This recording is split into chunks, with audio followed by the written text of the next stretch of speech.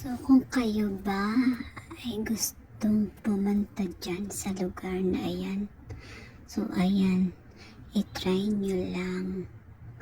At diyan kayo makaka-relax. Ayan. Nakikita nyo ang maraming mga puno. Ang sarap tumambay dyan. Ayan, nakikita nyo.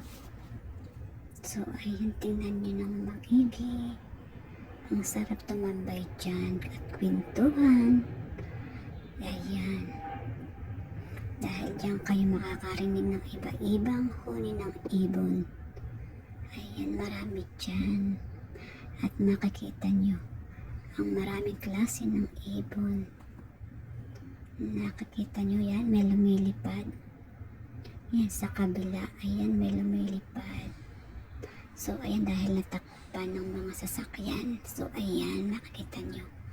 At yung lugar na ayan, alam nyo ba yan? Ang daming pumupunta dyan sa loob. Pero kung tingnan mo, parang ang liit-liit lang yan. Pero sa loob niyan, ang laki-laki. At ang daming tao dyan sa loob. Iisipin mo, saan kaya sila dadaan dyan, di ba? So, pag kayo ay nakapunta dyan sa baba, makikita nyo yung